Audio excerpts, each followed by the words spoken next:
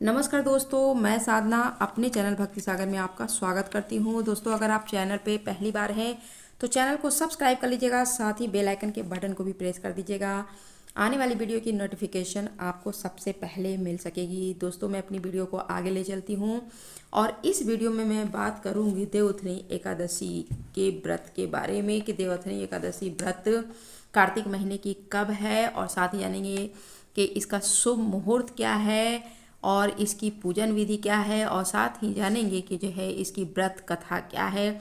तो वीडियो आगे ले चलती हूँ। देवउठनी एकादशी पे भगवान विष्णु जो है कार्तिक महीने के शुक्ल पक्ष की जो है एकादशी तिथि पे भगवान विष्णु 4 महीने की योग निद्रा से जो है जागते हैं। इसलिए जो है इस तिथि को जो है देवउठनी एकादशी या देवोत्थान एकादशी के नाम से भी जानते हैं। और साल 2022 में यह एकादशी की तिथि जो है 4 नवंबर को जो है मनाई जाएगी।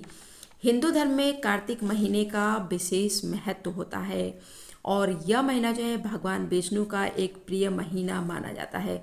जो लोग भी देवोत्थान एकादशी पर भगवान विष्णु की विधि विधान से पूजा करते हैं, भगवान विष्णु उन सभी की मनोकामनाओं को पूरा करते हैं। और जब भगवान विष्णु अपने योग निद्रा से जागते हैं तो सभी मांगलिक कार्य जो है शुरू हो जाते हैं। देवउठनी एकादशी के नियम भी जो है सभी बाकी एकादशियों के नियम की तरह ही होते हैं। एक दिन पहले से ही शुरू हो जाते हैं और शाम को जो है सूर्यास्त के बाद जो है भोजन ग्रहण नहीं किया जाता है। व्रत वाले दिन जो है सुबह जल्दी उठकर स्नान किया जाता है। उसके बाद जो है सूर्य देव को अर्घ्य दिया जाता है।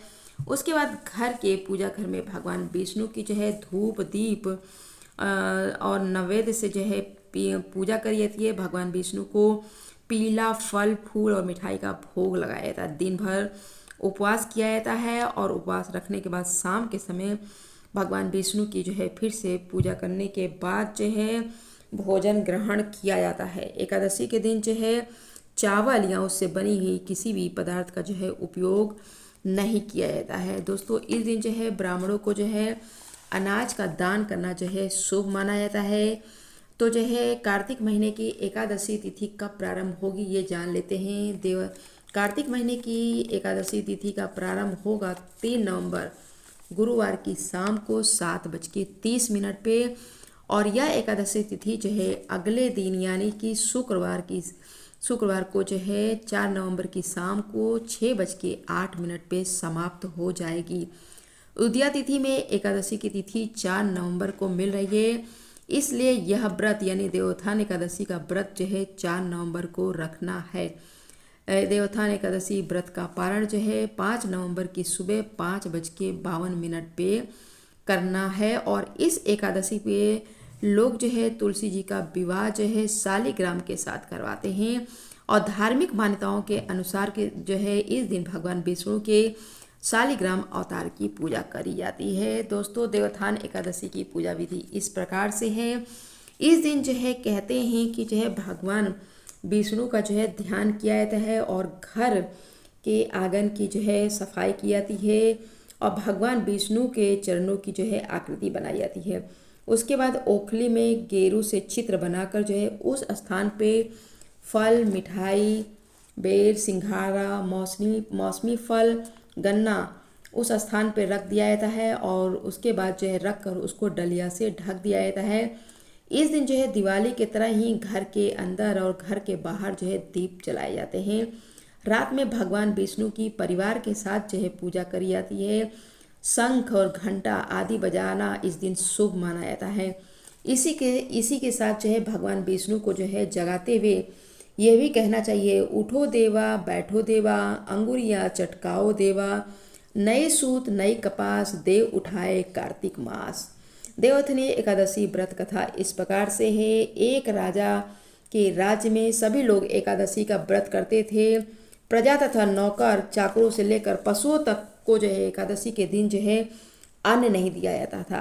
एक दिन जो है दूसरे राज्य का एक व्यक्ति राजा के पास आकर बोला, महाराज कृपया करके मुझे नौकरी पे रख लें।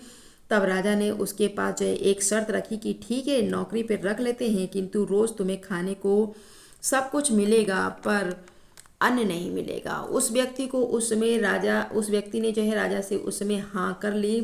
पर एकादशी के दिन जब राजा ने उसे फलाहार का सामान दिया तो वह राजा के सामने जाकर गिड़गिड़ाने लगा, महाराज इसमें मेरा पेट नहीं भरेगा, मैं भूखा ही मर जाऊंगा, मुझे अन्न दे दें। राजा ने उससे शर्त की बात याद दिलाई, फिर वह अन्न छोड़ने को नहीं राजी हुआ। तब राजा ने उसे आटा, दाल, चावल आदि दिया। वह नित्य की तरह नदी पे पहुंचा, स्नान कर भोजन पकाने लगा। जब भोजन पक गया तो भगवान को बुलाने लगा, आओ भगवान भोजन तैयार है। उसके बुलाने पर जो है पीताम्बर धारण किए भगवान चतुर्भुज रूप में आ गए और प्रेम के साथ जो है भोजन करने लगे। भोजन करके अंतर्ध्यान हो गए, वह अपने काम पे चला गया। 15 दिन के बाद जब अगली एकादशी आई तब राजा कहने लगा महाराज से कि महाराज मुझे दुगना सामान दीजिएगा, उस दिन मैं तो भूखा ही रह गया था। राजा ने कारण पूछा तो उसने बताया कि हमारे साथ भगवान भी खाते हैं, इसलिए हम दोनों के लिए यह सामान पूरा नहीं होता है। यह सुनकर राजा को बड़ा आश्चर्य हुआ। वह बोला, मैं नहीं बात मानता कि भगवान तुम्हारे साथ खाना खाते हैं, मैं तो इतना व्रत रखता हूँ, पूजा पाठ करता हूँ, भगवान ने मुझे कभी दर्शन नहीं दिए। राजा की बात सुनकर वह बोला, महाराज यदि विश्वास नहीं करते हो तो साथ चलकर देख लो। राजा एक पेड़ के पीछे छिपकर बैठ गया और उस व्यक्ति ने भोजन बनाया। तब भगवान को शाम तक पुकारता रहा परंतु भगवान नहीं आए और अंत में उसने कहा, भगवान यदि आप नहीं आए तो मैं नदी में कूद कर प्राण त्याग दूंगा। लेकिन भगवान नहीं आए। तब वह प्राण त्यागने के उद्देश्य से नदी की तरफ बढ़ा। प्राण त्यागने का उसका दृढ़ इस विश्वास जो है जानकर शीघ्र ही भगवान प्रकट हो गए और जो है उसके साथ आकर जो है खाना खाने लगे। जो है उसे विमान में बैठाकर अपने साथ ले गए और अपने ले गए। राजा ने यह सोचा कि व्रत उपवास से कोई फायदा नहीं होता है जब तक कि मन शुद्ध न हो। इससे राजा को ज्ञान मिला, वह भी मन से जो है व्रत उपवास करने लगा और अंत में स्वर्ग को प्राप्त हो गया। दोस्तों वीडियो में इतना ही, धन्यवाद।